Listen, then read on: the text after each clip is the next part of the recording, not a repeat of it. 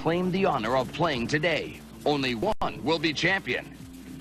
The two teams in Class A reached the final with their defenses. Number 2, Warren-Alvarado-Oslo squeaked past Browerville by blocking an extra point. Unrated Sleepy Eye advanced by forcing 4 turnovers. The Minnesota State High School League 2000 Prep Bowl. The action continues right here on UPN 9.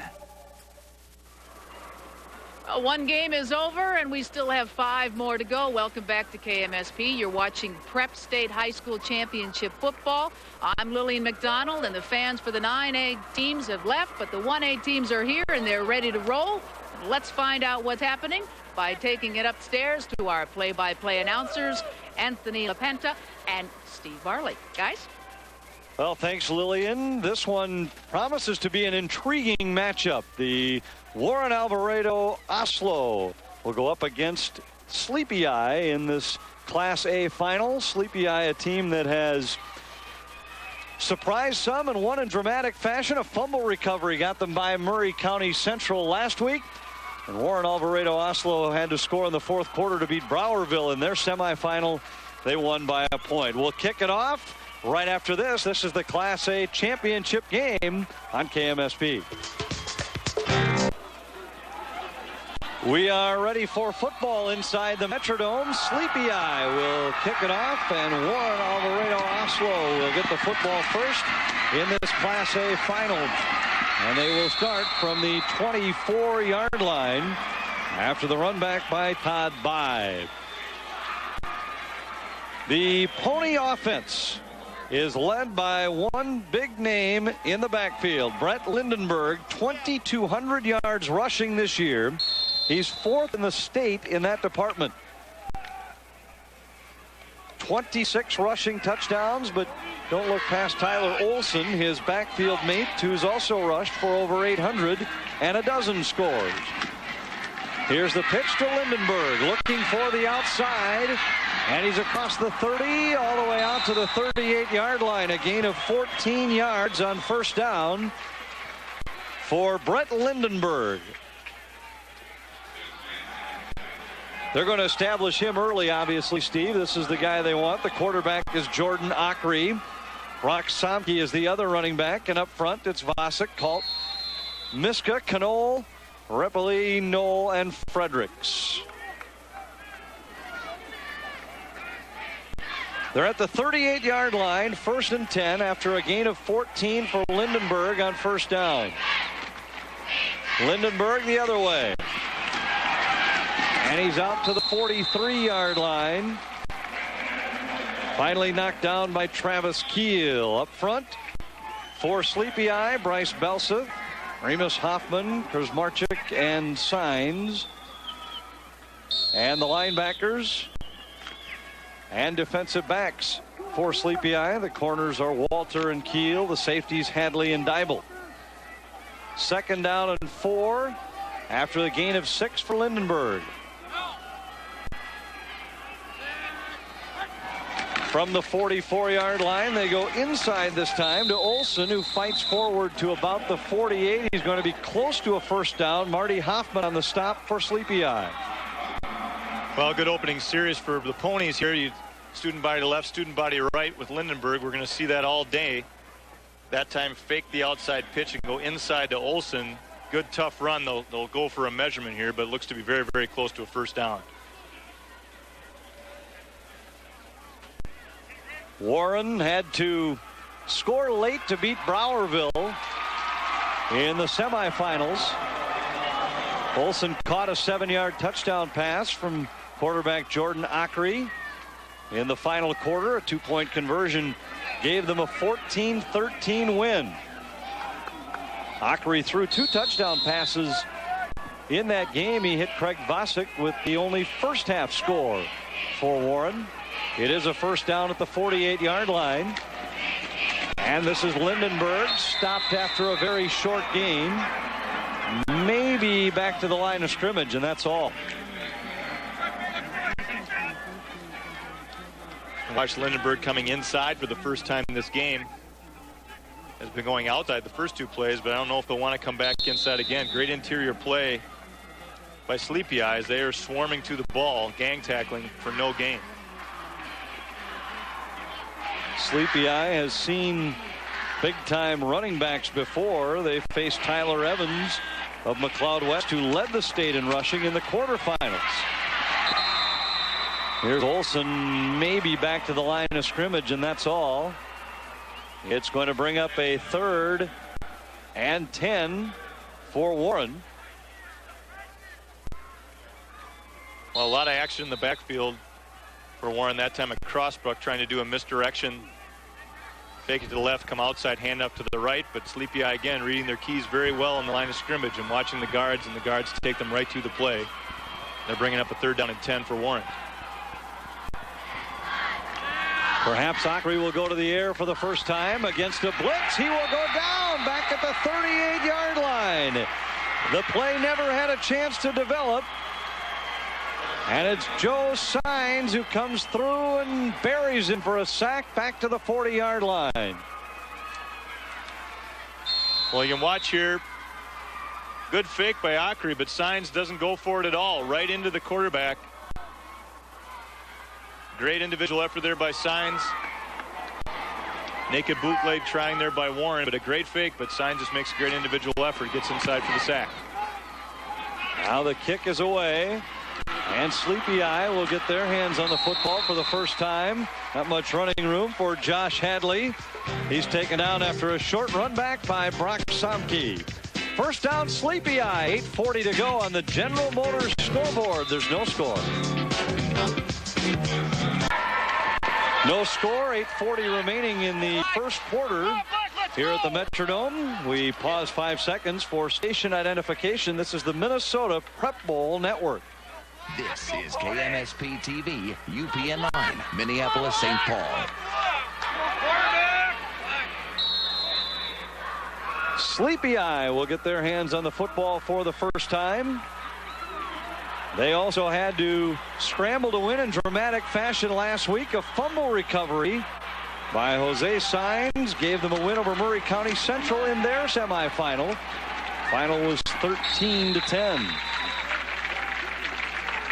And on first down, they go up the middle with Cody Walter. A short gain, maybe 2 on the play, and it'll bring up a 2nd down and about 8. The backs and receivers, Bryce Belseth is the quarterback, Jose Sines, B.J. Sprenger, Cody Walter the running backs. Up front, Travis Kyle, Ross Fisher, Justin Remus, Scott Krasmarzik, Marty Hoffman, Isaac Rasmussen, Josh Hadley. Not much running room here on 2nd down, and it's going to bring up a 3rd and long as Sprenger is stopped for virtually no gain. Well, Sleepy Eye is a balanced attack, unlike Warren, who features the 2 back situation. They've moved the ball around quite a bit. We'll see a lot of misdirection and play action, a lot of pulling and trapping by the guards and tackles up front. Man in motion to the far side. They run the shovel inside, and Walter has room to run. He has a first down out near midfield. Finally knocked down at the 49-yard line. A gain of about 15 on the play. And it's a first down for Sleepy Eye. The Warren defense up front. It's Colt, Toscano, Miska, and Potacek. Nathan Steer the right end. Linebackers Somke and Olson. And in the secondary, Fredrickson, Vasek, Ockery, and Lindenberg. 1st and 10 from the 48 after the conversion on the shovel. And this time they run it straight ahead with Jose Sines, and he just barrels his way inside the 40. First down yardage to the 37. Another great run there by Sines, the big punishing back. They bring the wing backs in for a lot of different types of looks. It looks like we have a penalty to bring that back, but the play before it is an inside shovel pass. Walters, he turns straight up the field. A good inside trap by the line by Sleepy Eye. They seem to be dominating early on. This one coming back. A hold. Goes from the spot of the foul, so a 10-yard penalty will cost them essentially 5 yards, and it's 1st and 15 from the 45-yard line. The Indians beaten twice this year. On their way to this Prep Bowl game, Red Rock Central and McLeod West, of course, avenged the loss to McLeod West in the state tournament. Here, Signs has about a yard, and that's all. It'll be second down. Maybe give him 2 to the 47. It'll be 2nd and 13. Well, the same play that they ran the last time. They bring the wing back down. He'll trap on the inside and then give it a straight handoff to Signs up the middle. That time the Ponies were able to stop it.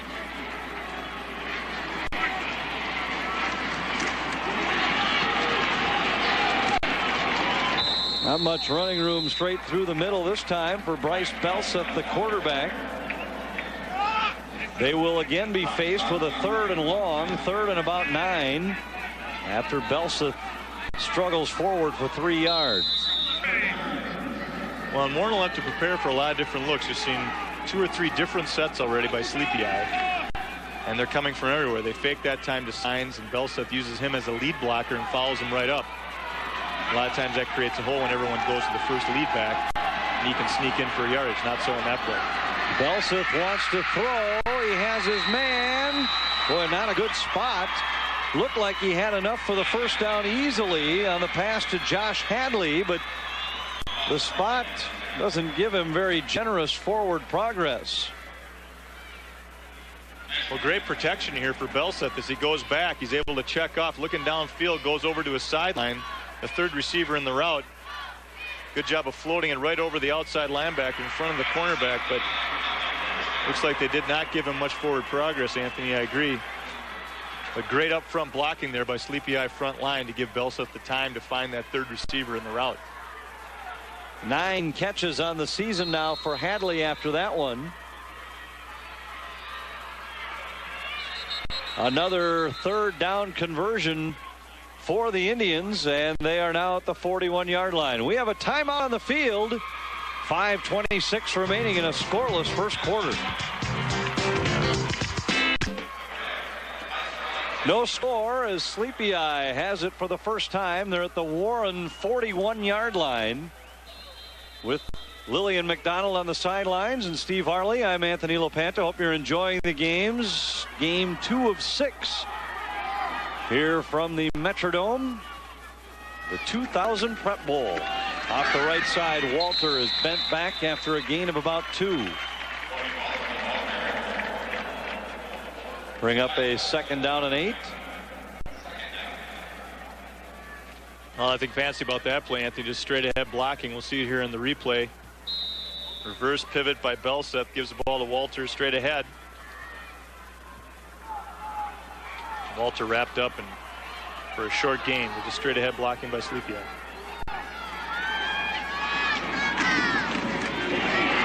Belseth keeps it this time, and he's inside the 35 to about the 34, a gain of 5. Belseth can beat you with his feet. He's rushed for 656 yards on the year. Well, and that time some nifty ball work in the backfield. Double fake. As you see here, fakes the option, dives. Warren does a great job of just standing their ground, not going for those fakes. Belseth's able to come outside for a good 4 or 5 yard gain, but good job by Warren to stay in their gaps, stay in their assignments, and wait to see what develops. Belseth on the quarterback draw, falls forward, and it looks like he has the first down. They'll spot it at about the 30-yard line, and we may measure it. How are your eyes? To me, it looks like first down. No, I think it's first down. I think you got a generous spot there. As much as they didn't get a spot in the last time, I think this time may have gotten a little bit of help on the bump on the ground. But nonetheless, they're going to come out and measure.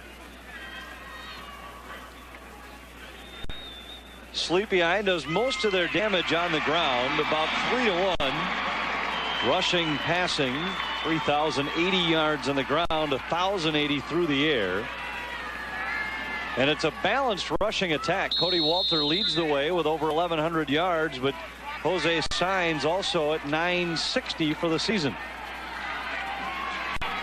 It is a first down, just short of the 30-yard line.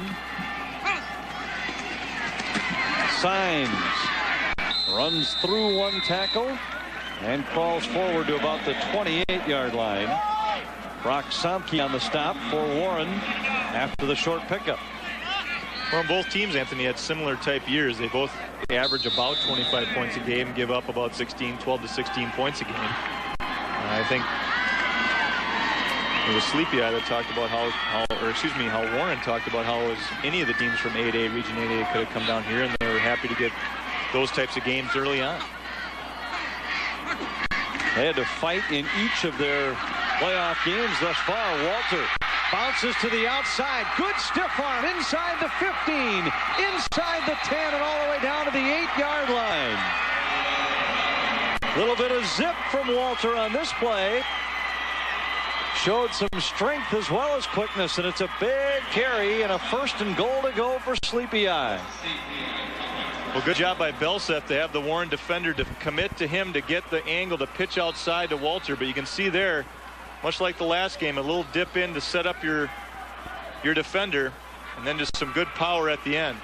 Here you can see here Belseth makes the defensive end commit so he can get him closer to him, gives Walter a running lane to the outside. Signs barrels inside the 5 to about the 3, and it'll be 2nd and goal to go for Sleepy Eye. Gain of about 4 on that play. An impressive opening march by the Indians. It's included a couple of key 3rd down conversions. They've done most of the damage on the ground. This will be the 14th play of the drive, and it's Signs untouched for the touchdown. Well, untouched is right, Anthony. He walked right into the end zone there. Great blocking up front by Sleepy Eye. The Signs is giving them all high fives as he knows he was not touched going into that end zone for the first score. But just straight ahead blocking, we'll see. Signs takes the ball, runs right off tackle in for the end zone for a touchdown. The point after, however, is blocked. And the lead will remain just 6. On the General Motors scoreboard, it's an early advantage for the Indians.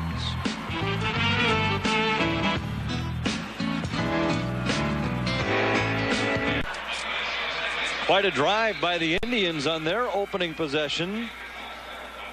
Big run by Walter got them in position, and Jose Signs finished the job as they march 68 yards in 14 plays and chew up better than 6 minutes off the clock. Well, and even more impressive, Anthony, they use a lot of different sets and a lot of different types of plays. It's going to create some problems for Warren. They showed a lot of things in that first drive, and they get a lot of good looks at what they can do against this Pony defense. And now Warren will get their 2nd offensive possession. Lindenberg takes it up the left side and out across the 35 to the 36-yard line. Lindenberg on the season to 2,200 yards. It's an amazing total when you think about it. Averaging up in the neighborhood of 200 yards a game. Rushed for 101 in their semifinal win over Browerville last week.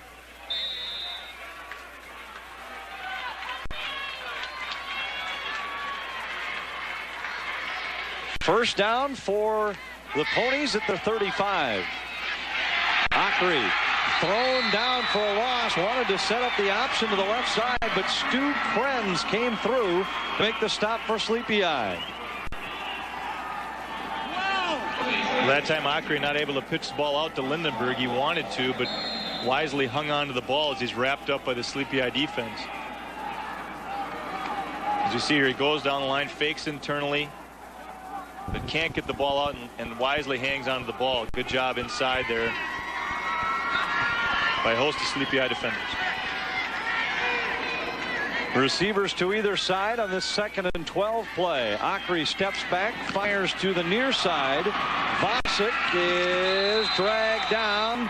Maybe got back to the line of scrimmage. If he did, he's fortunate. Cody Walter on the defensive play. Very little, if any, gain. It's here. Just a one-step drop by Akri. Good pass out here. But Walter does a good job of breaking down and getting right into the legs. Vosick can't get around. They're hoping that Vosick can break that first tackle and get down the line of scrimmage. There's no blockers going out. It's not the quick screen you see a lot. That time Vosick was not able to do that. Vosick was the leading receiver for Warren on the season. He caught 19 passes. On the draw, Lindenberg has some room, and he's across the 45 out to the 48. That's enough for a first down. Well, Anthony, this is our first chance to see Lindenberg here, but it's obvious that he gets up and going very, very quickly. You can watch here some backs like Robert Smith have the long strides that take them a while to get moving. But Lindenberg is very, very quick and gets up to his quick speed early on, is able to get down the field there. Great job on the draw, great delay. Picks his holes well for the first down. Looks as though he lost a shoe on the way, too. Might be the reason they caught him. Very, very quick. Sleepy Eye will have to keep an eye out on him. And they knew that coming in, obviously, with 2,200 yards on the season. Well, when you have this much gear on, you have to take gear off just to put the other gear back on.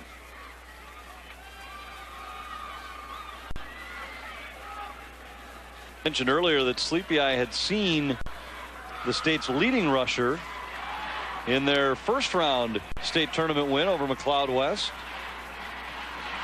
Tyler Evans rushed for 136 yards in that game, but they shut him down in the second half and won the game 26-24.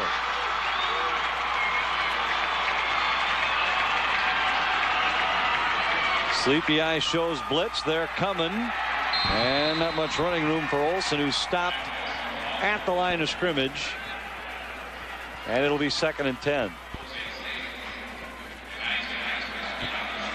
Sleepy Eye very active up front there in that play, getting rid of their blockers. Nowhere for them to go.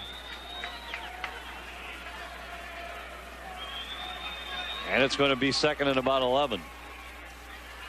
First quarter will come to a close. When we snap it again, it'll be the second quarter. 6-0 in favor of the Indians after one from the Metrodome.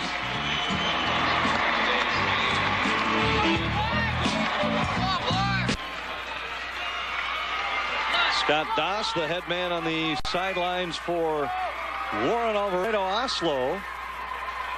His team is down by 6 at the end of the first quarter here in the Metrodome, but being behind, nothing new to these guys. They've been in some tight battles all the way through the playoffs. Beat Ada Bora by 4 in the opening round of the sectional playoffs. Had to score in the final minute to beat Fertile Beltrami in the section final. Here's Lindenberg to the outside, and he is knocked out of bounds at the 45-yard line. A nice gain of 7. It's still 3rd and 3.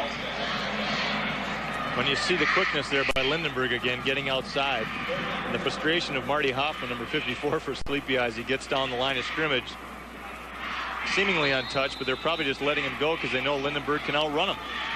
And he slaps the turf after he knows that he had a clean shot, but just was not quick enough to get down the line of scrimmage. Shows just how quick Lindenberg is. Big 3rd down play.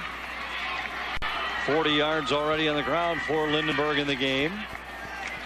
And on 3rd down, they run him again, this time straight ahead. He didn't get there. Had a good head of steam, but he was stopped as if he hit a brick wall at the line of scrimmage. It'll be 4th and a long yard at the 43. First big decision here for Warren. It looks as though they're going to go for it. You see inside here, you talked about that brick wall. Will start right about now. Great job as that interior line gets rid of their blockers, fights through the helmets of these players, and gets to the ball carrier. Lindenberg, first down inside the 40 to the 38-yard line. And they convert on a big fourth down play in Sleepy Eye territory. Well, over the left-hand side of the line, Colton Miska for Warren. Open up a big hole here for Lindenberg. Lead block by Olson. Just a straight ahead blocking by the Ponies to get that first down.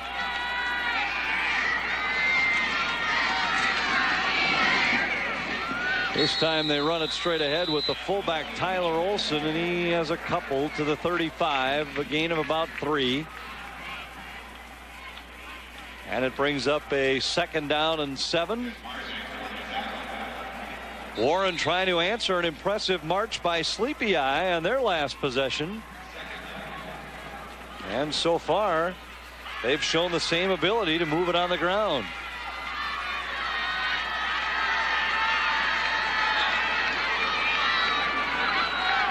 Second down and fairly long. Lindenberg on that quick little counter inside, and he's down to the 30. It'll be 3rd and 2.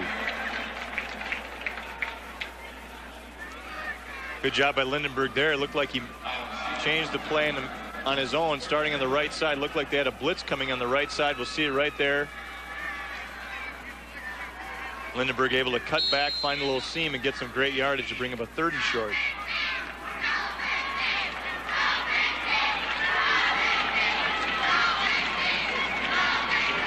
Third and 2 at the Sleepy Eye 30-yard line. And Lindenberg takes it off the left side. He stopped, and I'm not certain that he got there. Justin Remus, Scott Krasmarzik clogging things up inside, and Stu Krenz helped to finish him off. It's going to be 4th and about a yard. Impressed with the way that interior of that Sleepy Eye defensive front just seems to be able to clog up and take up space inside. Well, they're very active, using their hands well to get into the pads of the Warren offensive linemen, get rid of them, and get down the line of scrimmage to get to the back. I agree. 4th and 1. Play action, and Ockery is buried in the backfield. Jose Saenz came from the backside, and Ockery is wiped out. The Warren drive comes up empty. 8:58 to play before halftime. And on the Connexus scoreboard, it is still 6-0 Indians. Ambling to the door in a midnight trance, George saw his old flame flow, whisked by in Mambo Don's fine red car. Adios, night owl friends, live it up in your crazy neon world. U.S. Bank makes getting a home equity loan fast and simple.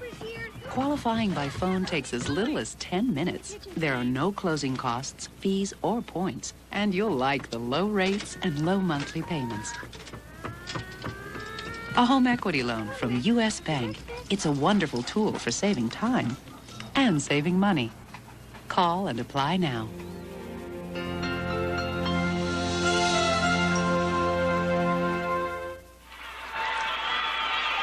Fans, for more prep sports team information and statistics, check out our website at KMSP.com. Click on the virtual prep sports guide on the KMSP homepage, courtesy of Varsity Online. 6-0 Sleepy Eye, second quarter from the Metrodome. Elseth gives inside to Walter, and he is tripped up and stopped. Very short gain, if he made any progress at all. Tyler Olson was there defensively. Had some help inside from Brad Kovar.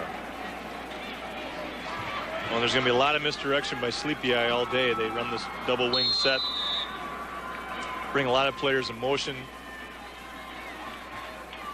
Warren doing a good job so far, just reading their keys and following those guards right to the ball, especially when a team with a lot of misdirection. You don't want to get caught following the backs in the backfield. You just follow the lineman, and they'll bring you to the play. Belseth drops, steps up, goes down. Olson's there again, this time for the sack. And he's all the way back inside the 30 at the 28-yard line. It's going to bring up 3rd down and 15. Another great play by Olson. Watch as Belseth will drift to his left. Olson comes all the way across from the right-hand side of the offense. Sniff out Belseth and goes right through him. Doesn't go for the fake. Goes right to the body. 3rd and 15. Belseth drops. Has time. Slides left. Throws long downfield, and it is incomplete. In and out of the hands of Josh Hadley, who was behind the Warren secondary. It'll be 4th down, and Sleepy Eye has to punt it away. Well, Belseth's scrambling, and again, when the quarterback scrambles, the receivers are taught to come back to the ball. May be able to see in this replay, you watch as the receivers keep going deep. Tries to get the ball up and over to Hadley. He was there. They're allowed to set up the punt. Ooh, line drive kick should be returnable, and we'll have good field position for Warren. The tackle downfield stops Bosick after a short run back to the 49, but still excellent field position for Warren-Alvarado-Oslo. They start at their 49 with 7:24 remaining before the half.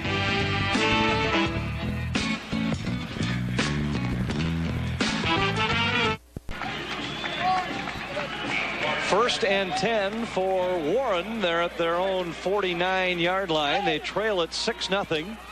7:24 remaining before halftime here in the Class A championship. Westbrook Walnut Grove has already captured the 9-man title this morning. They defeated Cromwell 42-20 in the 9-man title game. First and 10 for the Ponies. Lindenberg off the left side, keeps the legs churning and stumbles forward to about the 47. Again, good surge by Warren there. Any yardage they get inside is going to be very tough. Sleepy Eye has a lot of beef up front. Going 265, 260 internally between the guards. It's going to be very tough to get any yards up the middle as we've seen thus far today. They've done a great job of getting not only being big, but getting rid of their linemen and getting to the ball player. 2nd and 5.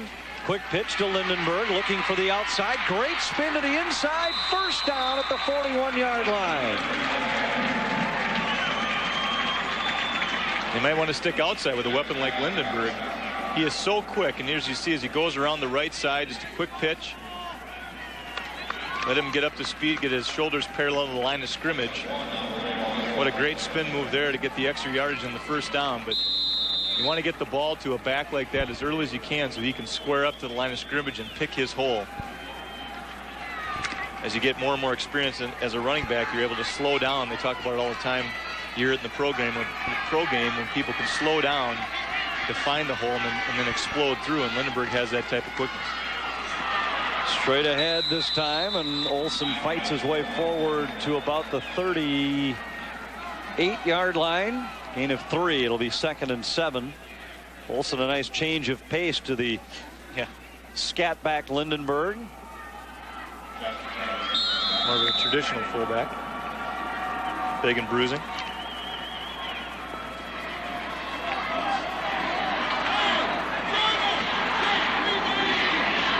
Warren on the move, trying to draw even. They trail the Ponies by 6.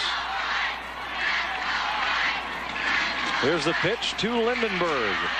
Hurdles a man and is down to the 32. He's about a yard short of the first down.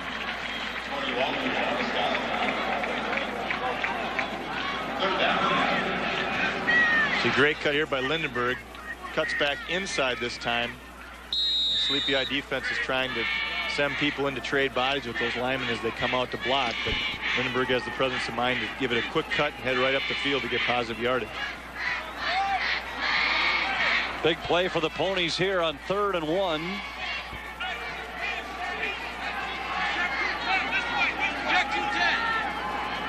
Wing to the left. Lindenberg, the deep man. Fumble as Ockrey tried to get it to Olson. It looks like Olson got it back at about the 33, but that's a loss of a yard and will push them into a 4th and 2 situation. I didn't catch that. I think it's Marty Hoffman here, number 54. You can see he's right in on the play as Olson is getting the ball. Just a great individual effort. He dives over the block and disrupted the backfield action there. Only a yard behind the line of scrimmage, but Hoffman was in there very, very quickly for Sleepy Eye. Hoffman had an amazing 20 tackles for losses this year from a nose guard position for Sleepy Eye. Acri got it away somehow, and Olson fights through Hoffman's tackle to the 29 for a first down. Gain of about 4. Well, Anthony, we saw it in the 9-man game, but you see a lot of these individual efforts, some of these big plays we'll remember throughout the game. Watch this. Hoffman is on a blitz and gets knocked down, is right by Olson. Acri has to save his life to get rid of signs to get the ball away. But Olson gets the ball and then has the presence of mind to get the first down. Just a very, very tough fourth down play for Warren. 1st and 10 at the 29. Lindenberg stopped. Maybe back to the line of scrimmage. It appears he did not. Loss of a yard. It'll be 2nd down and 11. You see there Olson and Lindenberg talking, throwing their hands up, because there's a lot of activity when they're getting the ball deep in the backfield. Good pressure by Sleepy Eye up front. Timeout taken by Warren-Alvarado-Oslo. 3:40 remaining before halftime. It's the Indians 6 and the Ponies nothing.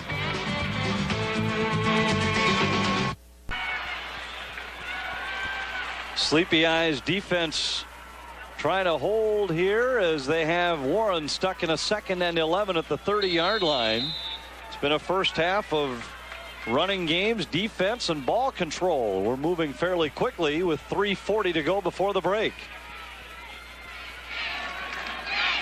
Jordan Acri, the quarterback for the Ponies, under center with 3 backs in the backfield. Play action, trying to roll right, but he can't get away. He's thrown down in the backfield for a loss, trying to get out on the bootleg, and the other quarterback, Bryce Belseth, was there to wrestle him down. It's a lot like a pitcher hitting a home run in a National League game. Quarterback returns the favor. Does a great job. Again, they're not falling for the fakes at all. Is Sleepy Eye. This is the 3rd time we've seen this. Warren has tried some misdirection or some type of a bootleg. Sleepy Eye does a good job of scouting. Obviously, we've had signs come in a few times and just go right for the quarterback. And this time, Belseth, they're not going for the fakes at all. Baseball analogy is interesting because Belseth was a part of the state championship baseball team at Sleepy Eye last year, coached by his father. Here's an interception by Cody Walker at the 15-yard line. Acri underthrew it. And Walter picks it off. Sleepy Eye holds. They'll take over at the 15-yard line. When Acri looked at the sidelines right away and realized he'd underthrew it, was pointing to himself. The ball just got away from him a little bit, too much to the inside. And Walter's able to turn back and make a great interception. But the ball just was inside too much. And Acri knew that as soon as he threw it. He looked right at the sideline, knew that he had thrown it too far to the inside. First down from the 15-yard line. And we get flags down before the snap. Josh Hadley was under center that time at quarterback for Sleepy Eye. And it is against the Indians. It will bring up a first down and 15. Go now, Black. Take advantage. I want to say hello to a special fan today, my pal Vincent, who's at home trying to recover from a broken leg suffered in a sliding accident yesterday. Hope things are going well for you today, Vinny.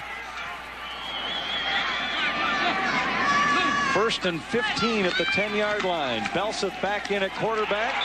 Little shovel pass to Walter, and he's stopped at the 10, and now Warren will take a timeout.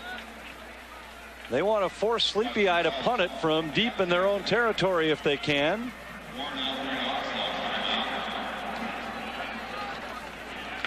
The timeout comes with 2:40 remaining, and boy, you force a punt here from deep in their territory. Take the timeout on the defensive side where it's a lot easier to control the clock. I think it's a very heads-up play here by Warren. Good job by the coaching staff to be aware of it. Anything can happen in the punt. The snap from center, the pass from center, as Ray Scott used to say. But anything can happen as we listen in. Option, you're right. Guys, option front, please yell crack. Throw backwards. Okay? Plotting strategy on each side of the ball. But good job by Warren here to take this time out to force Sleepy Eye's hand here as they come in to close the half. To make them punt it deep in their end and hopefully get a good return, or just play for the return and go for the block and then just take the good field position on the pressure, hopefully. And they will have plenty of time. One timeout still remaining for Warren. 2nd and 15 coming for Sleepy Eye from the 10-yard line. Indians have 3 receivers in the formation. And this is Walter sweeping left. He's out across the 20 to the 22-yard line. And it's going to bring up a 3rd down, but 3rd and only 3. Well, they go to the wide side of the field. There are a lot of real estate, a lot of areas for Walter to find a spot to pick and turn. Overruns the defense and then makes his final cut to get in close, 3rd and short. They're running it to the wide side of the field, and they were able to seal off the Warren defenders, gets him outside, and you can do a lot of damage out there with open real estate. 3rd and 3 at the 22-yard line. Inside Signs, 1st down as he rumbles out to the 40-yard line. Gain of 18 yards on the play. And the Indians convert and keep the drive alive. When here Hadley handing the ball off inside, they bring Belseth in motion, but here's Signs looking for somebody to hit. A lot like Zonka, he comes down hard on his hand. You can see him grabbing there. A little bit of a turf injury there, but just good hard run there by Signs. Belseth back at quarterback, rolls right, throws high and incomplete, intended for Hadley, and it's 2nd down and 10. Well, Belseth put that ball in the right spot. Heavily covered was Hadley, and he had to put the ball out of bounds so no one can get that. Doesn't want to make a mistake here. Just over 90 seconds remaining in this first half. Sleepy Eye on top. They went 68 yards in 14 plays on their first offensive series. Signs capped it off with a 3-yard touchdown run. That's been the only marker to this point. Here's that inside shovel once again.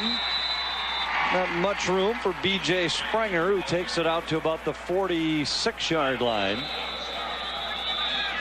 It'll be 3rd and 4, and now Sleepy Eye wants a timeout with 1:26 remaining. Well, Steve, you've seen that little shovel pass over the years a few times. Yes. It's a great play. It's a lot of misdirection and a good inside. You usually get a trap from the guard. And they're taught when you get the ball to turn right towards the goalpost. Get the ball and turn straight up the field because everyone is going with the direction of the play going left. Well, the beauty of the play is that it's a forward pass. Right. So if it's bobbled in there, it's incomplete. And if you execute it properly, the back is behind the line of scrimmage. Therefore, your lineman can go downfield. Yep. It's a well-designed play. It's a beautiful play.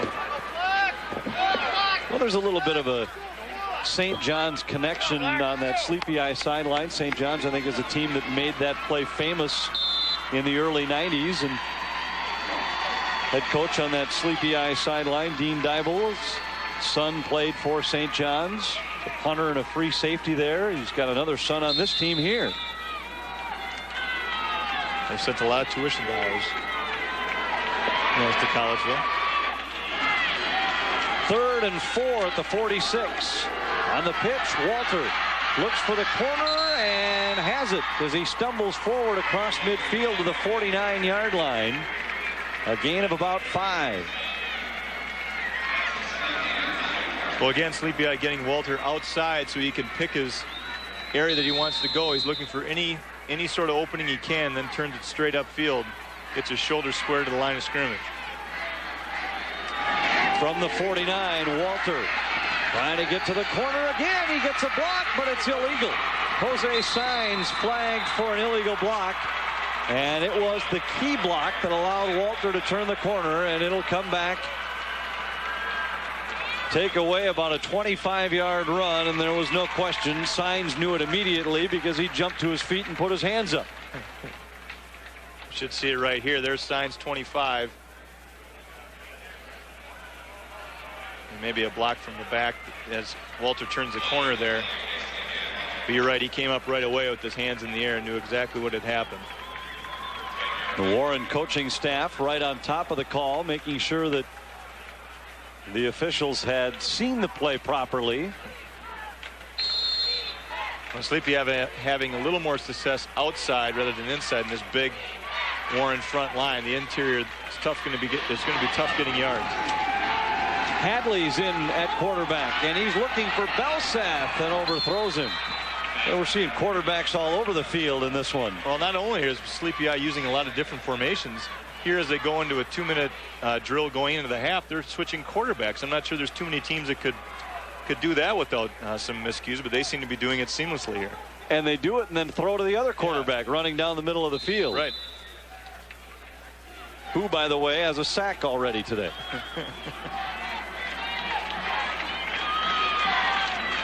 Second and 20 for Sleepy Eye from their 41-yard line. Belsath is the quarterback. Hadley's wide to the right.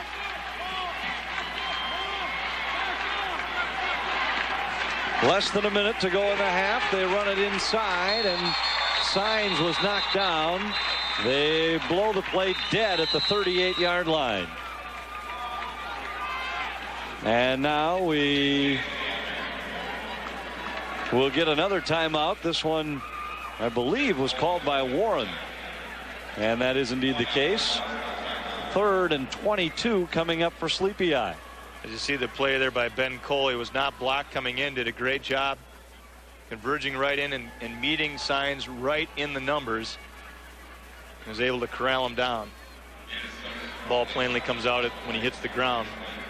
But great job there by Cole for Warren to not fall for any of those fakes and go right to where the ball is. 4 more games coming this afternoon and evening. Class AA championship is next. Otter Tail Central to do battle with Triton. Glencoe Silver Lake will face Albany in the 3A final. Cambridge Isani will try to follow up on their amazing rally last week against Albany in the 4A, and then Eden Prairie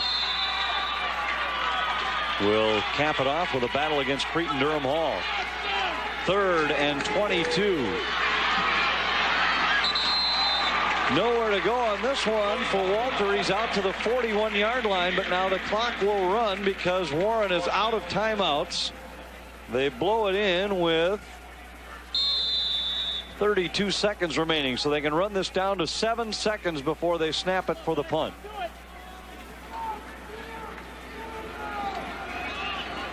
On the Touchstone Energy 1-minute clock, you see just 15 seconds remaining in this first half.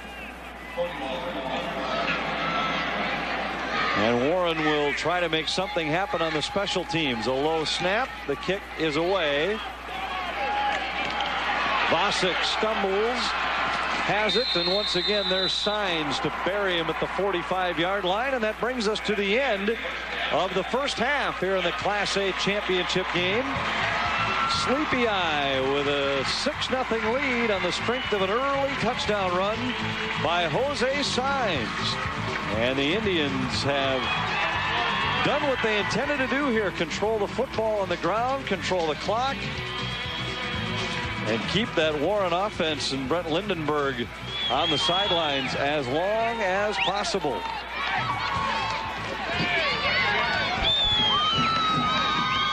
Steve, I think they've done a credible job against that explosive running attack led by Lindenberg. They've certainly scouted him well, even though he has some of the yardage totals you'd expect to see. He has not been able to break the big one. No, he's not been able to break the big one, which would lead to momentum to the Warren side of the ball. I'm impressed with Sleepy Eye's ability to be active inside, get rid of their interior lineman and get to the ball, and not fall for the fakes that Warren's been putting up. A lot of backfield motion that they have, but Sleepy Eye obviously well scouts them and goes right to the ball. They're not falling for these fakes at all. Lillian McDonald is going to be able to visit with Warren head coach Scott Doss, and it'll be interesting to hear his comments on the way things went in the first half. It was remarkable how quickly the half went because both teams were controlling the football on the ground. Each team only had 3 possessions in that first half. Normally you'll see upwards of 6 or 7 per side, but let's see what Scott Doss thinks about it. Lillian. That's right, Anthony. I'm here now with the Warren coach, Scott Doss. Scott, tight game. Very tight game. You know, we've been in a lot of these this year, so it's nothing new for us. We need to go back and do the things we've done well this year, and that's up front, block people. We haven't done that the first half, so I think we can go in and make a few adjustments, and we'll be fine the second half. Jordan Ackerby, your quarterback, is not really able to get that ball off. He's been taking a beating on the blitz. Every time he's tried to run, he's been shut down. What about that? Yeah, and I think a lot of that just evolves from us not taking care of the backside, and we'll do that better the second half and maybe run some counter stuff back against that blitz to try to get them to slow down. And the other thing we can do is we can throw back in the flats against that in the second half. Are you counting on your pass game then to really get you back in this game? No, I think we can move the ball offensively. Brett Lindenberg's a great back, and, you know, give him a little bit of room, and he'll break one of these, and so I think we'll be fine. Just keep pounding the ball with him, throw it if we have to, but do the things we've done well, and that's, you know, run the ball. All right, and maybe you can pick up some turnovers too if you keep. I mean, you can turn that game around in a hurry. Yeah, I think for the season we're like a plus 30 in turnovers, and of course we haven't had that the first half, but you know, breaks happen at different times, and things happen for a reason, and we're optimistic second half will be fine. All right, Coach, it's close. Good luck to you. Thank you very much. All right, Ponies coach taking off into the locker room to talk to his team, try to get them back in this game. It's a close one. We'll have some more halftime action coming up. State tournament, but we're bounced by Mankato East in the opening round. Another fine season for Dave Niggin at the helm of that Totino Grace program. But here in the second half, Sleepy Eye and Warren-Alvarado, 2 schools that I don't know if we could find 2 schools further apart in the state of Minnesota. Right. This isn't exactly neighborhood rivals and people that you have a chance to compare notes, how other teams have fared against them. So many times when you get into this tournament, it becomes a quest for information, a quest for game films, for just reports when you can talk to a friend of yours in the coaching world about what they did against them. That has to be very difficult for 2 schools like this. And you made a comment that you felt that Sleepy Eye had scouted them very well because of some of their defensive adjustments. And that's interesting because it had to be a difficult task to acquire information on these 2, on this opponent. Well, it is, and you're leeching for any sort of information you can from these people, calling coaches that you have, friends, officials that referee in those leagues. You're trying to find anything for that, and they're both the same type of team. They don't blow out any teams. They kind of hang with teams. As you heard Scott Doss talk about before he went into halftime, that they're not unfamiliar to these types of games. But it is amazing that they are able to not go for that interior faking. It does Sleepy Eye, and they must have gotten a lot of great information before this game. Sleepy Eye will get the football first here in the second half. Now, if you are the Pony offense, and you heard Coach Scott Doss make a comment along these lines as he headed into the break, he wants to do something to at least somewhat neutralize that Indian blitz. And we talked about it a little bit from Marty Hoffman, their middle linebacker, who has been in the backfield as often as he hasn't in this first half, leads the team with 20 tackles for losses on the year. What kind of adjustments can you make to try and somewhat neutralize that blitz? Well, he talked a little bit about the misdirection or going back into that blitz, and that may sound counterintuitive, but actually if you just need a guard or someone to trip that guy's that blitzing linebacker, his hip, if you get him off balance a little bit, it can spring a guy like the back that Warren has going I'm forgetting his name now, Lindenberg. If he just needs a seam, and he could go 30-40 yards at a crack because he is so quick.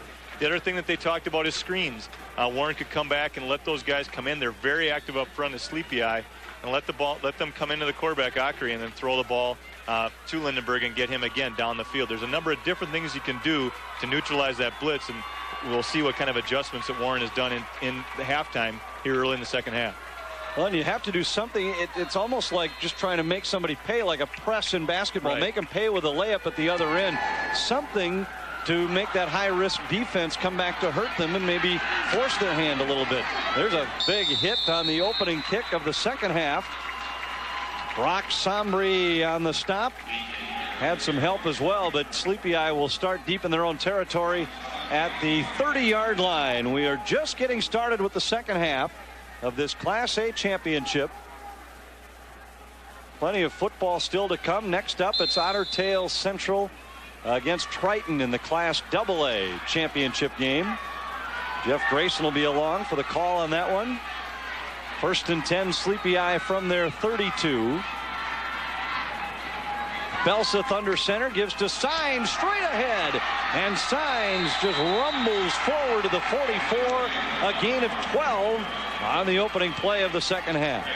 Well, and Signs only a sophomore. You can imagine what his career is going to be like coming forward here. But another thing we talked about at the break is that Sleepy Eye comes out with a lot of different formations. So when we talk about Warren's adjustments, they're going to have a tough time because they come with just the Olsen and Lindenberg as they come around the side. They pitch outside the Lindenberg or inside with Olsen. Sleepy has a lot of different formations that Warren has to be aware of, so it's easier for them to make adjustments as they come into the second half. Well, and Signs is not exactly what you'd call a shifty guy. He just covers both points of that football and just barrels forward almost like he's looking for contact as he finds his way into the secondary. Very Larry Zonka like. I'm dating myself, but it's exactly what he would do. Go to try to find someone to hit and get a big form into him to get extra yards. 2nd and 3 at the 49. Here's Signs again. Dances to the outside, and Signs is wrestled down by Vosick at the 36-yard line. Well, we've seen so many of these wing T formations over the years in high school football, Steve. So many teams run this or at least a variation of this in their offense, and it all starts with the ability of the fullback to run inside. Right. The wing T is predicated on getting that inside game going early, because then it sets up all the misdirection outside and those inside shovel passes we see in the wing. And Signs is doing a great job of that, opening up the second half with some big runs inside. 1st and 10 from the Warren 36. Here is the sweep out of that wing formation. And Walter just kind of backpedals down to the 31, a gain of about 5. And it'll bring up a 2nd and 5 at the 31-yard line. When you talked about that sweep, we'll see Rasmus and Hoffman come down the line of scrimmage. Hoffman's looking to kick out that first person and have Rasmus turn up inside. That time Hoffman missed the first player coming down the line. Warren does a good job of keeping that at the line of scrimmage. Motion man to the near side. Signs bangs inside the 25 to the 24. That's enough for a first down on a gain of 7. Signs is carried for 62 yards already in the game. Well, Sleepy Eye looks to come back to the middle of the line. They were doing a lot of different things in the first half. Got to see a lot of different formations against what Warren would do against them on the defensive side. At halftime, they must have determined that going up the middle would be their best shot, and they've attacked that thus far the second half. Belseth keeps it himself this time and follows a little push for a couple. And it'll bring up 2nd down and about 7 at the 22. See a design playing there. Belseth just heading right up the gut, following his center. Sometimes that's done with a no count, where the quarterback just slaps the center and they're off and running, get a few yards, but they're able to do it on a count. Signs sidesteps a man and backpedals inside the 20 to the 19. 3 more as he just continues to pile up the yardage. Well, very methodical. They've only run one sweep. The rest of them have been dives here to open up the second half. Just letting that interior line of the Sleepy Eye wear down the defensive line of Warren. On the pitch, Walter feints inside, can't get outside, a flag down, and this could be an illegal block on the perimeter, even though Walter couldn't turn the corner. And that is indeed the call. Now it's an interesting choice. If you are the Pony defense, do you take 4th down and about 6, or do you push them back and make it 3rd and 15? Well, it's going to be a very interesting decision. We'll see Nathan steer from his right end position, going down the line of scrimmage. It gets in there, almost rips the ball, but you saw the legal block right before that. But Steer does a great job of getting down the line of scrimmage. See, he goes right down the line of scrimmage, doesn't go back at all. Block from behind there. Brings it back, and they've chosen to go 4th and 6. Walter, the deep man in the eye. Pitch to him, halfback pass. Wants Hadley, tipped and incomplete. Vosick broke it up. A touchdown saving play by Vosick because Hadley was there for a moment.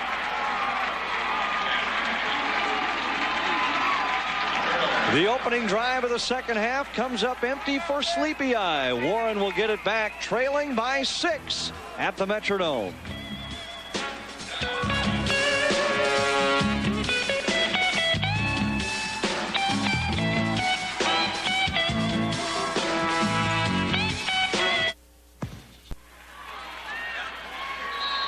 Six nothing in favor of Sleepy Eye midway through the 3rd quarter.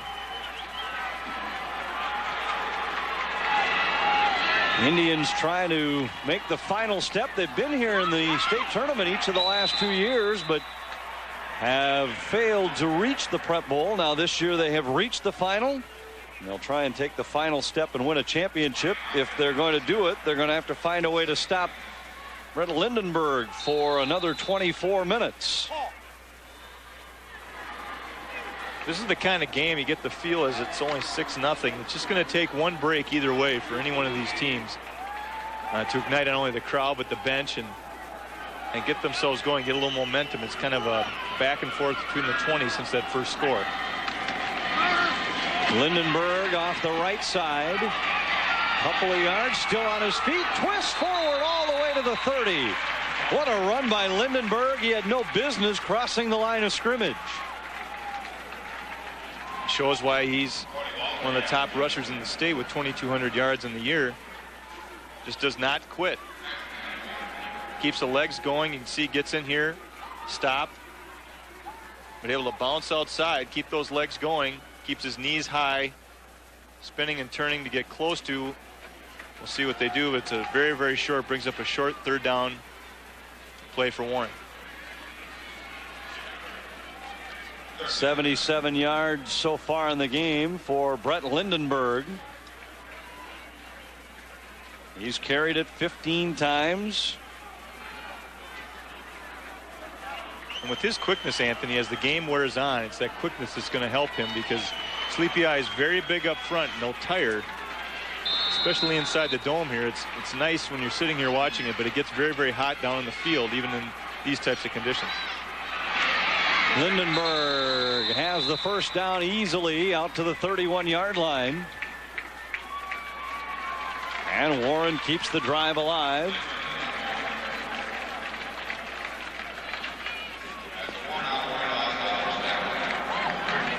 Nothing fancy there, just Lindenberg straight ahead. Again, keeping it on the ground. They're able to churn up yards against the Sleepy Eye defense. Well, with the way the first half progressed and the way the second half has started, keeping drives alive is the most important part of this game because you're only going to get the football a couple of times. Lindenberg here for 8. Well, and Warren doing a great job. We talked about it at halftime that Sleepy Eye was doing a lot of blitzing early on. We have not seen much of that here to start the second half. And so we haven't seen what Warren will do against that. They're doing a great job and having some good success here. Just doing some straight dives and quick pitches to get Lindenberg to use his talents. 2nd and a long yard at the 39. Lindenberg outside. Cuts inside. First down across midfield. And all the way to the Sleepy Eye 40-yard line. 21 yards on the carry. And Lindenberg continues to impress with his persistence. He just doesn't quit. Oh, and you can see Olsen leading the way, but a great cut there by Lindenberg.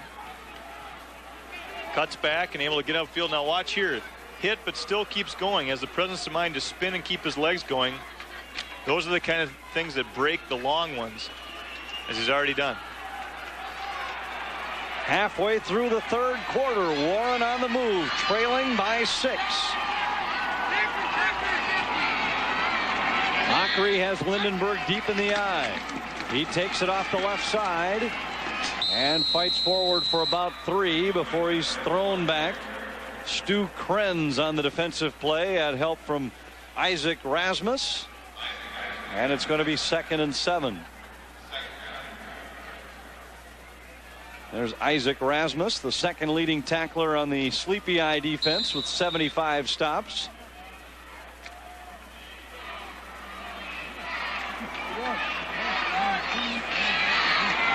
Second and 7 at the 37.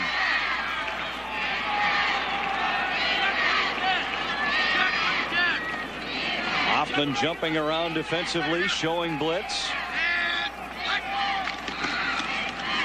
They give it to Olsen this time, just to change of pace perhaps, and Olsen kind of fights forward for a yard or a yard and a half. It's going to be 3rd and long for Warren at the Sleepy Eye 36.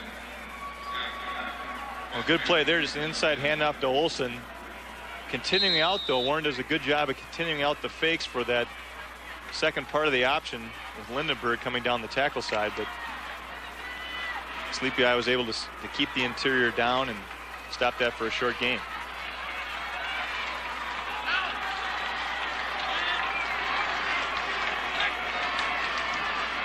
Ockery play action. Throws. Caught by Olsen. First down inside the 25. Still on his feet to the 15. And down to the 12-yard line. 24 yards. And if you want to talk about second effort, roll up this tape and put this one in the archives for years to come. This is a remarkable run by Olsen. And watch here as Ockery goes back and floats the ball right over Krenz. Number 18, good concentration by Olsen, but you'll see here just spinning, his knee is not down. You do those drills in preseasons all the time. The spin drill, keeping your hand down, keeping yourself up, and Olsen does it to get a few more yards for Warren. Lindenberg has some room to the outside. Touchdown. 27th rushing touchdown of the year for Brett Lindenberg. And the Ponies have tied the game with the extra point to come. Well, and you watch here, Lindenberg gets the ball. Again, great pressure up front by Sleepy Eye, but the speed of Warren is going outside. And Lindenberg dives into the end zone for the score. A great presence of mind, knowing how close he was to the end zone there to dive in at the last second. But again, pressure coming up the middle where they blitzed a lot in the first half. Warren's gone outside now with their speed to get the score to tie this game. And they will go for 2. Ockery is pulled down from behind, and the conversion attempt fails. 3:48 remaining. Third quarter, and we are tied at 6. An impressive march by the Ponies has them tied, but the conversion fails. And with 3:48 remaining in the third quarter, it is even at 6. Lindenberg went the final 13 for the touchdown. And he continues his very impressive afternoon. What a march by Warren-Alvarado-Oslo as they went 80 yards in 9 plays. And here we are once again, Steve, over 8 minutes into the third quarter, and each team has only had the football once. Yep.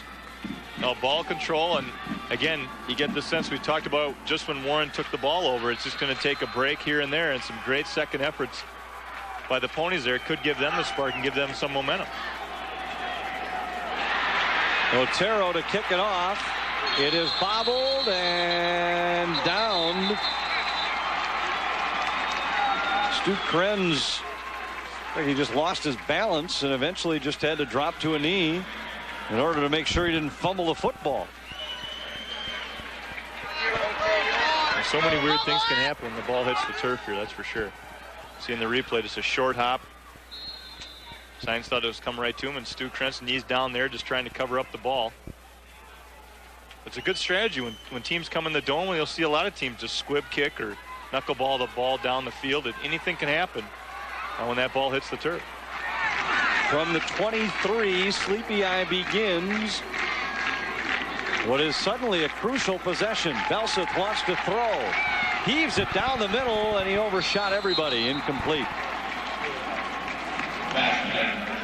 Belseth 4 out of 6. 39 yards passing to this point. Well, that time Sleepy Eye just trying to come back with a little excitement of their own. They go downfield really only the second time of the game. But Belseth with good arm strength just overthrows everybody.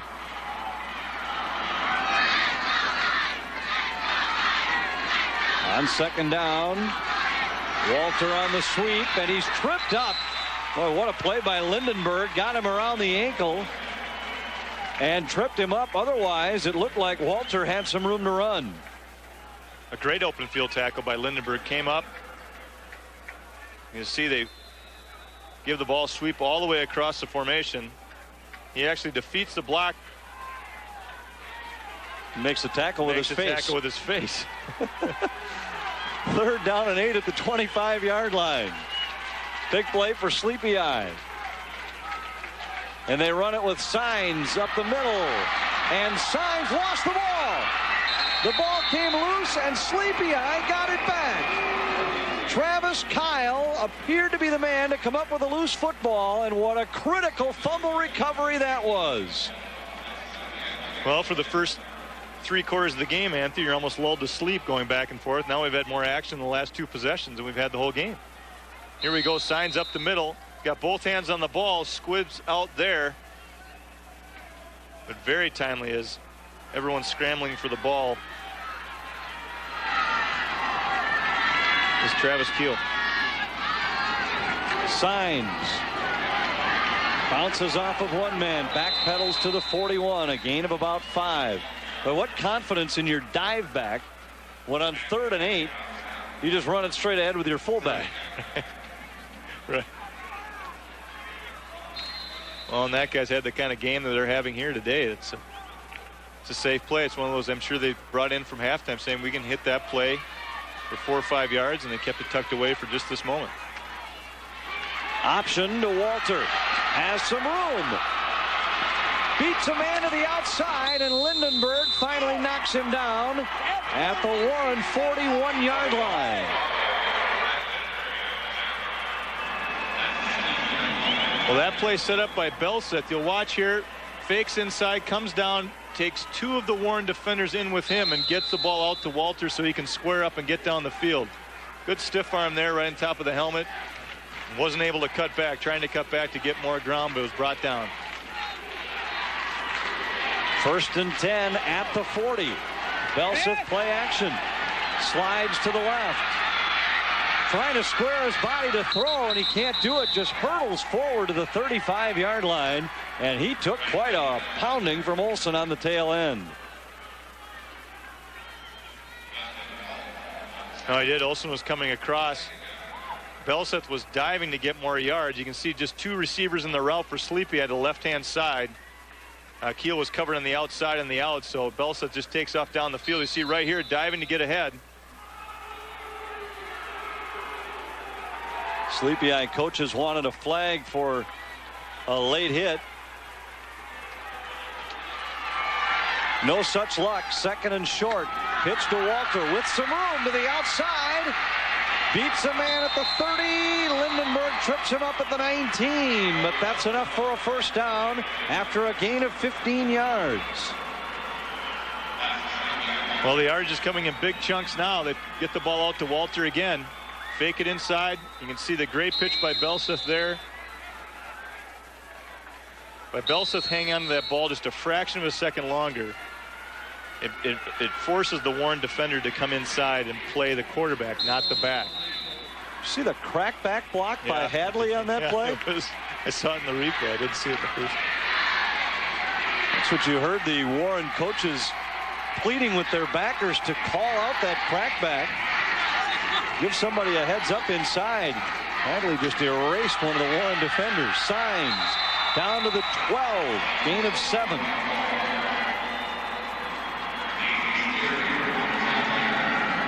Second and 3 coming. Final minute of the third quarter. Ponies 6, Indians 6. Indians on the march.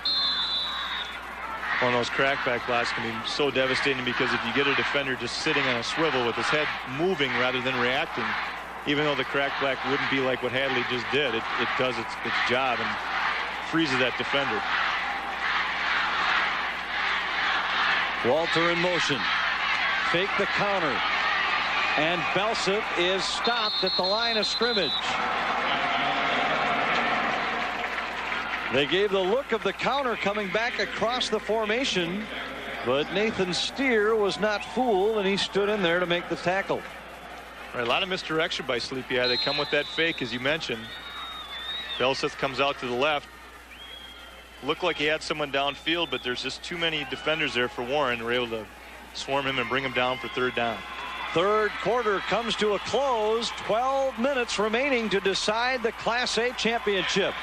It's Sleepy Eye 6 and Warren-Alvarado-Oslo 6. Stay with us.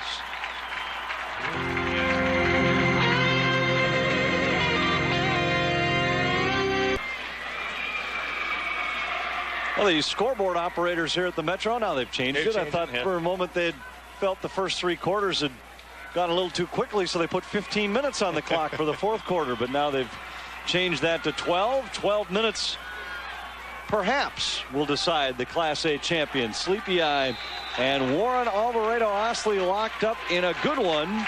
Sleepy Eye at the 13-yard line with a 3rd and 4 coming. Signs. First down as he backpedals down to the 5. Well, a big decision out of the break. They're out of the quarter. What do they do on a 3rd and short? They've gone to this play before on 3rd and 8. Give it to Signs. Big bruising back like that, has both hands over the ball, making sure he doesn't cough it up deep in his own end. But big first down play for Sleepy Eye. Warren trying to get an extra man up onto the front line, and we get a flag down. Well, they'll pick up the flag. I wasn't exactly sure what the flag could have been. So they'll pick it up, put it away, and Sleepy Eye will have it 1st and goal to go from the 6-yard line.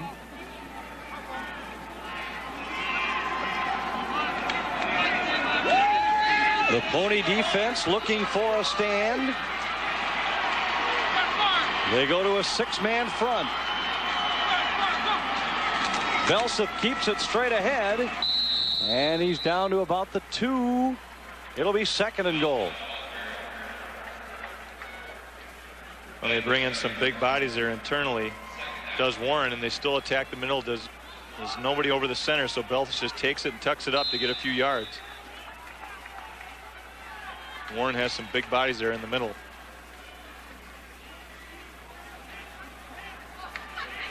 Second down coming. This the 12th play of the drive for Sleepy Eye. They run it with Walter. Does he get in? No. It will be, yes, touchdown. A late signal gives a touchdown to the Indians.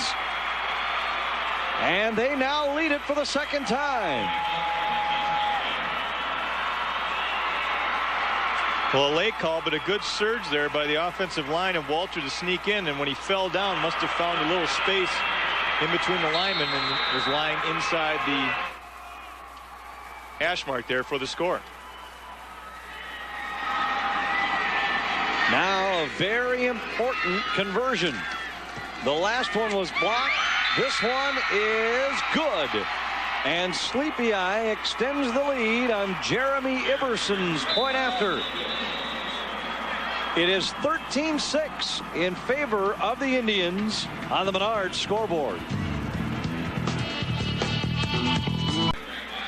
13-6 in favor of Sleepy Eye. Watch the touchdown once again as Walter somehow just manages to keep wriggling, twisting, turning, and finally gets into the end zone. Right at the very end, stuck the ball out. Good heads-up play. The point after was good. It's the Indians by 7. And now the Ponies will get it back. Vossick starts to the outside. He has some room. And Vossick is knocked out of bounds at the Sleepy Eye 44-yard line.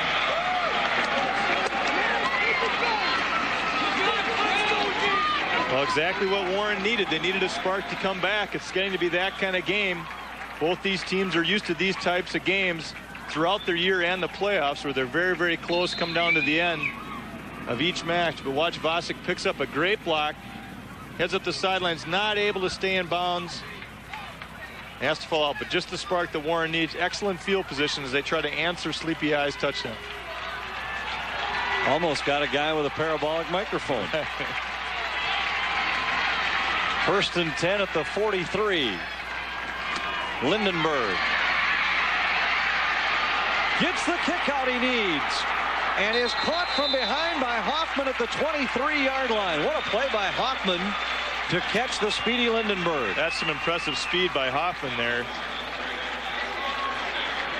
Coming from behind. Scott Doss talked about it going into the break that Lindenberg only needs a seam, a little break, and he could go. And it looked to be that, but Hoffman chases him down from behind to save an apparent touchdown.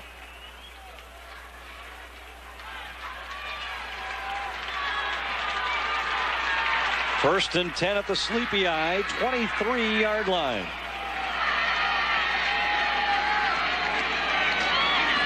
Olsen inside the 20 to the 19. Looked like he almost lost the handle on the handoff. No, it looked to be that way. I was curious as where the ball was. Acri had trouble getting the ball from center, but then getting it to Olsen late. It looked like he was looking back to make sure he had it. Was Acri. Give him 4 on the carry. It's 2nd and 6 for the Ponies at the Indian 19-yard line. 9:40 remaining. On a 7-point Indian lead. Lindenberg tries to cut it back, but he's tripped up from behind and stopped. Again, it's Hoffman there. No surprise why this guy leads this team in tackles. He made a total of 164 on the year, and this is another behind the line. Well, we've seen his great quickness tracking down Lindenberg from behind, but it's just excellent here as he runs, doesn't run by the play because Lindenberg can cut back very quickly. But Hoffman stays with his shoulders square and was able to make the tackle in the backfield. 3rd and 7 at the 20. On the counter. Bomke takes it down to the 10. He's going to be very close to the first down. And he has it. First carry of the day for Brock Somke. And boy, was this a key carry and a key call by the Pony coaches. No, I agree. You see the same action in the backfield we've seen all day. This time they bring Somke across.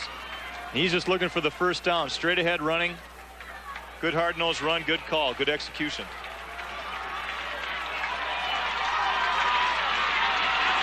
First and goal at the 10. Lindenberg. Hoffman again there. These two are going to know each other well before the day is over. Gain of about 2. It is 2nd and goal from the 8. Well, Hoffman hit him high. And Isaac Rasmus hit him, or excuse me, Hoffman hit him low. Rasmus hit him high. They both teamed up here to make sure that he doesn't get any further than he did. But some of the best going at it right there. 2nd and goal to go at the 8-yard line.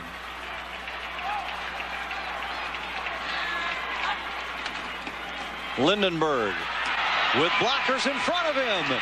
He is in for the touchdown. And again, what a great second effort by Brett Lindenberg. You want to talk about tenacious runners? We have seen it throughout this game on both sides.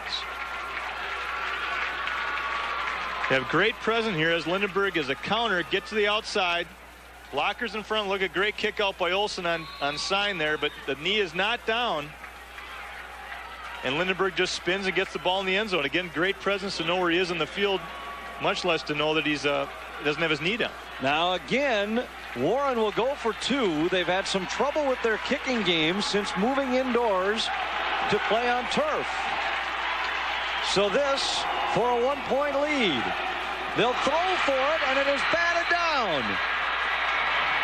And it was a quarterback, Belseth, in the backfield making the play. 13-12, Indians, 7:45 to play. Another look at the touchdown for Warren-Alvarado-Oslo, and after a second look, it appears that Lindenberg's knee may have indeed gone down short right there, the 1-yard line. Give him credit for the second effort nonetheless. But this is probably the key play, the 2-point conversion attempt. Belseth goes high to get a hand on it and breaks it up. The pass was intended for Olsen. Even with the knee going down, it would have been 3rd and goal to go. They had 2 shots to get it in from the 1. But by failing on the 2-point conversion, they now still trail by a point with only 7:39 remaining. And Belseth brings the kick back to the Sleepy Eye 32. Fans, Varsity Online will be providing more stats and team information on KMSP's website for the Prep Bowl. Click on the virtual Prep Sports Guide on KMSP's homepage at KMSP.com. Well, we talked about in the last game, Anthony, there's certain drives in the game that the team knows they have to produce, and you remember it later on as the drive, and this is one of those situations. Sleepy Eye can control the clock. They've done so, and they need that now if they want to come away with this championship. Signs barrels through Lindenberg and out to about the 39-yard line.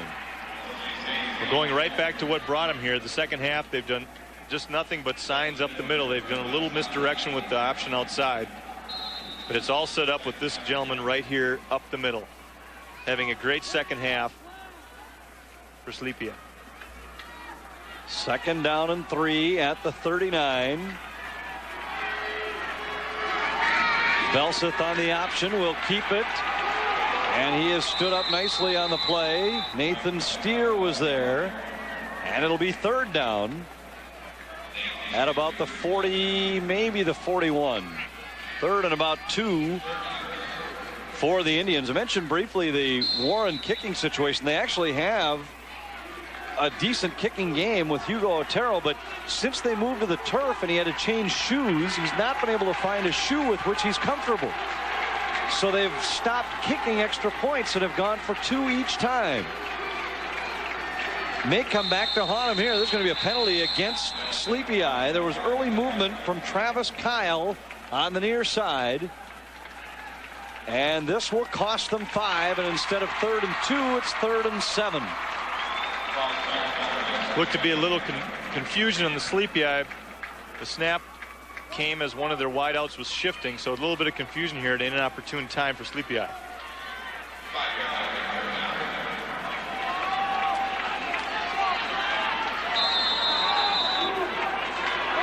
Well, you can feel the intensity, Anthony, pick up here as we move towards the end of the game. We were lulled to sleep in the first half, but things have really picked up here in the second.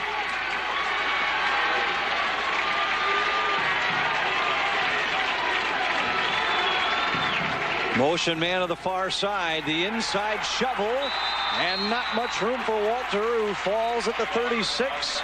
A gain of only a yard. And Sleepy Eye will be forced to punt for the 3rd time today. Just the 2nd 3-and-out that we have had for either team in this game. Well, that play worked so well for Sleepy Eye in the first half. This time Ben Miska for the Ponies was not trapped, was able to defeat his trap block and didn't give Walter any place to run. Walter's kick is away, a line drive, end over end kick Vosick can't cut it off, and now just has to back away, and it rolls all the way down to the 14-yard line. A 50-yard punt with no return. 5:22 to play, and it's Sleepy Eye by 1. Sleepy Eye leading by 1. Warren-Alvarado-Oslo will take over the football at their own 14-yard line. Warren has not been in a state football tournament since 1991. They've never played for a title before. If they're going to win it, they need to march 86 yards in the next 5 minutes and 22 seconds. Could be the last chance they get the football right here. Lindenberg on the halfback pass. Throws it long down the middle, incomplete. Nobody in the neighborhood. And Lindenberg tried to force it. Fortunate that the ball was incomplete. Fortunate is right. Sleepy Eye was back there waiting for it. Lindenberg threw it luckily where no one was. But they're trying with the quick strike ability is Warren here with the halfback pass to the right. But fell short. 2nd and 10 at the 14-yard line. Lindenberg has run for 153 so far today. Ockery. Olsen has it over the middle at the 28-yard line. And the Ponies make a big play through the air to move the chains. Well, great touch there. They go away from the run that's been the trademark here for Warren, but you can see Ockery going back, faking inside to Lindenberg. Olsen sneaks out from his fullback spot. And great touch there shown by Ockery to float it over the Sleepy Eye linebackers right in that seam for the big first down. Pitch to Lindenberg, coming to the near side. Stays on his feet long enough to absorb another hit. And that's about it. No gain on the play.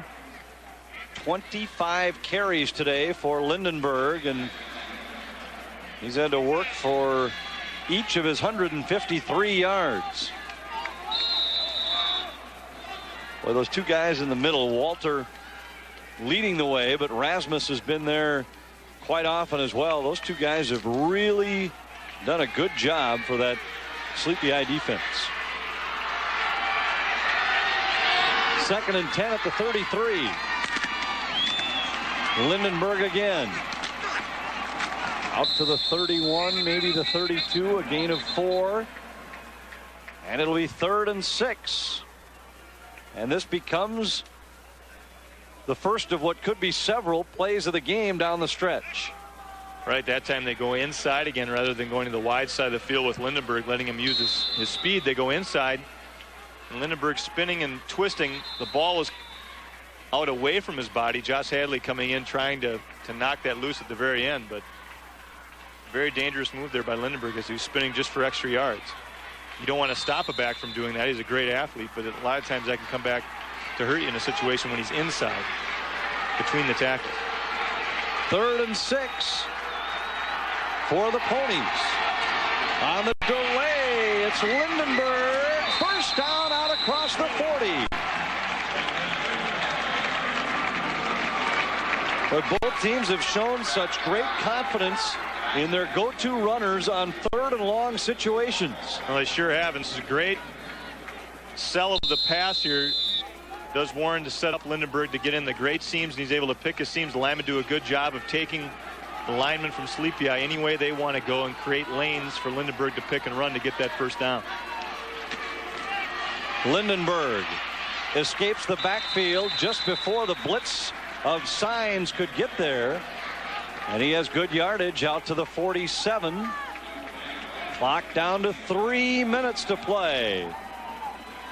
Warren on the move, trailing by 1. Well, Warren doing exactly what they want, getting the ball to Lindenberg, and he's able to get these big yardage. It looks like they're wearing down the interior line of Sleepy Eye. They're not able to get rid of their linemen as they did early on in the game. Inside Olsen. First down as he fights inside the 40 to the 39. 14 yards for Olson, his longest run of the day. Well, Anthony, as it gets down here closer, they're putting a great drive together here, but that it's an interesting situation you brought up about the kicking game. They're going to need that here if they don't score. Well, they have to think touchdown. Right. It limits them. We got a good shot up top of the trap block. Olson's into the linebackers untouched. That's dangerous. Look at the good hard run. Carries them 4 or 5 yards even after the initial hit. Blitz coming. They pitch away from it. Lindenberg shakes free from Rasmus and fights forward to the 37. Gain of about 2. Well, we've been calling Rasmus and Hoffman's name all day. They're coming from the linebacker positions, which means that the interior line for Sleepy Eye is doing a great job of containing the inside and letting the linebackers go free. If the linemen from Warren are able to get out through the defensive line, get to those linebackers, these are big plays, but those Sleepy Eye linebackers are able to go and corral Lindenberg before he gets down the field. Again, the blitz comes, and again they're able to escape. And it's going to be very close to, if not a first down carry for Brock Somke, who's down. He has the first down at the 28. Sleepy Eye starting to take some chances, shooting guys up inside to try and make something happen, and Warren outguesses him by going to the inside counter. And a great job by the interior line of Warren to keep those guys sealed off so Somke can come all the way back across the formation to get this first down. Now they go back to the bread and butter, but Lindenberg is pulled down from behind by Hoffman, and a timeout taken by the Ponies with 1:21 remaining. We are heading down the stretch in a good one. Indians lead it by a point on the U.S. Bank scoreboard. Sleepy Eye by 1:21 remaining.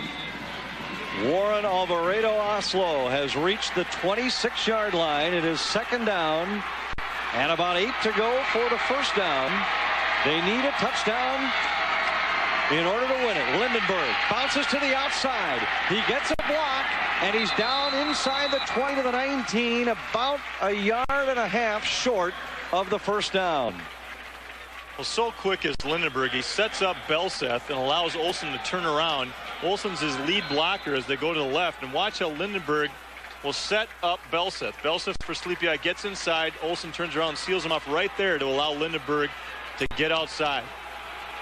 3rd and 2 at the 20. 5 of 8 on third downs in the game, but this one is stopped short, and it's Hoffman who knifed through and got him. Timeout taken. 43 seconds to play, and it is now 4th down for the Ponies.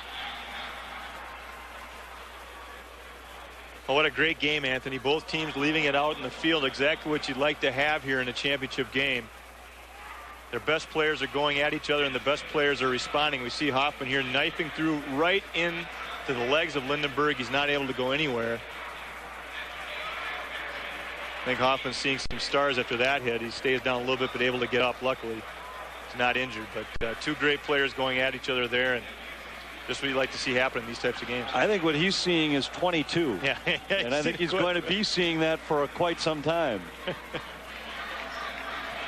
Lindenberg and Hoffman, two good ones, have been going at it all day long. Lindenberg now with 180 yards.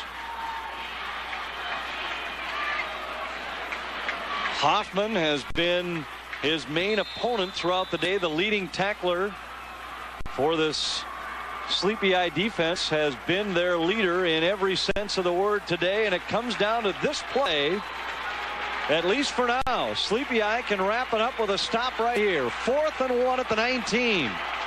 43 seconds to play, and the Indians lead by a point. Lindenberg on the pitch. It's going to be very close, and it'll depend on the spot. He must cross the 18-yard line.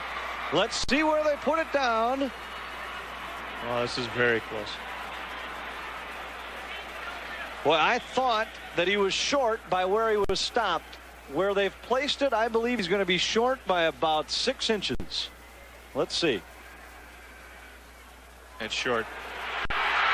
Short by a foot, and Sleepy Eye may have just wrapped up a state championship. All they need to do is snap it twice. Warren-Alvarado-Oslo has only 1 timeout remaining.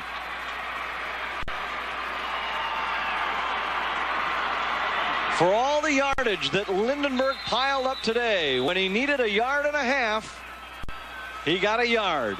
Well, and again, it was Hoffman who came through and made Lindenberg cut up, I think, before he wanted to, into the oncoming defense of Sleepy. I see right here as Hoffman interfering with those 2 lead blocks.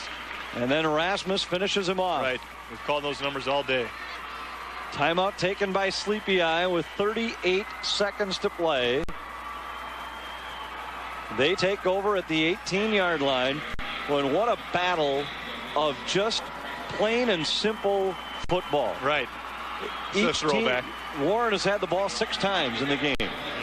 Sleepy Eye will begin their 7th possession right here. And the way that these 2 teams have played the game is the way you learn how to play it when you're about 8 years old. You block, you tackle, you execute, you run hard, and you hang on to the football. And that's it. There's been only 1 turnover. That was the interception thrown by Warren quarterback Ockery.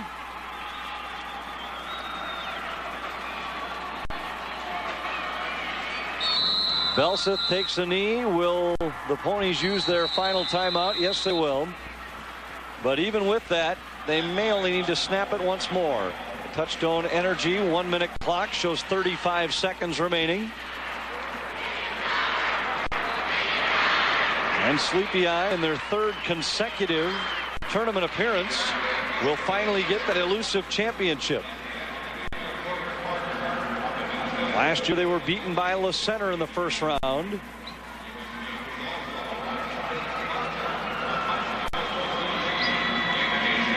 The team that is comprised of many guys that won a state Class A baseball championship last spring now has a chance to follow it up with a football title in the fall. Some key people. Jose Saenz is only a sophomore. So we may see Sleepy Eye a few more times.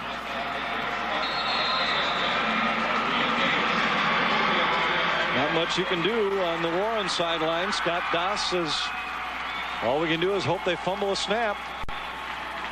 No timeouts remaining. Belseth takes a knee. Will they get it placed early enough for 1 more snap? Let's see. They do not. They blow it in with 24 seconds left, and that is it. Sleepy Eye will win the state Class A championship. Warren-Alvarado-Oslo comes close but short.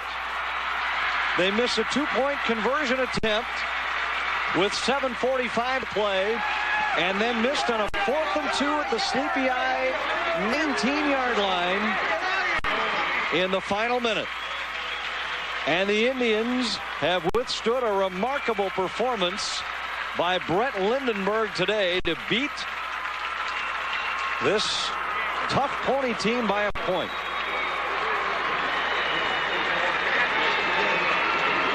What an effort. Hoffman was a key. He had a lot of help from the likes of Isaac Rasmus. But Hoffman made 10 stops today, and it seemed like every one of them came at a key time. A key time in exactly the kind of game we talked about. You hope that these teams come in here, leave everything on the field. Neither team has anything to be sorry about. You like to see that rather than a blow-up, because both teams are playing. The key people that you wanted to play well did play well. And it came down to the last few seconds of the game, which you'd hope for any championship game. Just a great job by both sides. And a Sleepy Eye team that won in the quarterfinals by 2 points over McLeod West. They won in the semifinals by 3 on a fumble recovery by Jose Saenz over Murray County Central. Now they win in the finals by 1. Their 3 state tournament victories by a total of 6 points. Great job, great discipline by Sleepy Eye. They ran a lot of different sets. They ran a lot of different quarterbacks. There's a lot of opportunity for mistakes in that, but well disciplined. They're able to come through and get the championship. And when you start to look back, and we've talked about this over the years many times, Steve, that you get to a state tournament, whether it be in football or any other sport, you always find that one team where when you look back at the state champion, you'll be able to point to a game or two where they really had to make a big play, really had to scramble, had to come from behind, had to withstand a rally. Something out of the ordinary had to happen for them to win it, and I think this team accomplished it in 3 consecutive games. No, I agree. Each team, and when you start out the year in the fall, you're waiting for a trend to emerge in your team. Somebody emerges that you didn't figure that would be in the mix. Someone plays a little better than they thought. But the things like this that happen in the state tournament for Sleepy Eye are those types of things. You get that momentum on there. They know they can win close games, and they did just that to get the championship. Lillian McDonald is ready down on the field with the victorious head coach, Dean Dybel. Lillian. That's right, Anthony. Dean Dybel, you got to be one happy man. Those last few seconds were awful close. I tell you right now, I'm just the happiest guy in the world. I feel so good for our football players. They poured their heart out all season long, and to see them rewarded like this at the end of the season is just a dream come true for me as a football coach. Did you think this game would be so close? Yes, I did. I knew Warren had a great team up there. You know, hard-nosed kids. You know, they showed it tonight. That number 22 and number 44, they were outstanding football players. Our defense just found a way to stop them at the end, and thank goodness for that. It was kind of predictable there on the end with Lindenberg having, well, probably 30 or so catches. You were keying in on him on the end. You expected him to get it? Well, yeah, we knew he was going to get the ball. You know, the idea he has 2,100 yards coming in this season. He's been their go-to guy all year. And, you know, when the game's on the line, they're going to go to the guy that got him here in the first place. Now, this was all a running game, not much of a passing game. It's been our strength all season, and we stuck with it. You know, we thought our good running game has gotten us to the Dome to this point, and we thought if we're going to win or lose this game, it's going to be with what we do best. Both teams saying the same thing, running games all the way. How about Cody Walters? I feel so good for that kid. You know, he's only a junior. He's put so much effort into this football season. I mean, outstanding. He runs the ball extremely well. He's caught over 600 yards in receptions for us this year. He punts, he kicks. He's our go-to guy, and he came through again for us tonight. All right, he's a junior, so he'll may be back next year for you guys if you're lucky enough to get back to the Dome. How are you set for next season? Well, actually pretty good. We graduate 6 outstanding seniors from this year's squad, so it's not a lot, but they were quality people. We're going to miss them. We know there's going to be pressure on us next year, but we're just going to get ready next spring and summer and see what we can do. All right, Coach. Congratulations to you and your team for all your hard work this year and a win at the championship game here. Thank you very much. Thank you much. All right, there you have it. Boy, it doesn't get any closer than that. This was one heck of a ball game right here on 9. Sleepy Eye coming out on top in the final seconds of the game. I'm Lillian McDonald. We will have some more interviews for you right after this. Game 13-12 and a thriller over Warren-Alvarado-Oslo. Warren came up short on a 4th down and 1 inside the 20 with less than a minute to go. They missed a 2-point conversion try with about 7.5 to go, and that is the margin of victory. Steve, our American Dairy Association players of the game will start on the defensive side. Any question that it had to be Mr. Hoffman? No, he's so disruptive. He came in time and time again, had 10 tackles on the game, but was in there at the end of the game disrupting some players from Warren to get in there and allow Lindenberg to cut back and short to win the game for Sleepy Eye. And he embraces the state championship trophy with good reason. Quite an effort today for him. Our American Dairy Association offensive player of the game is the man against whom he was battling most of the day. Lindenberg, 33 carries, 183 yards, and a pair of touchdowns. I think these two guys it'll be a while before they forget each other and how many times they cracked heads this afternoon. No, I agree. Just great performances by 2 seniors as they end their careers here and leave everything on the field. Final score once again, Sleepy Eye 13 and Warren-Alvarado-Oslo 12. We'll have more from the Metrodome after this. Steve, a pleasure working with you this morning. Enjoy the rest of your holiday weekend. Thank you, Anthony. Pleasure. For Steve Varley, I'm Anthony Lepanto. We hand over the controls to Jeff Grayson for the AA championship game. That's coming up, Otter Tail Central against Triton. But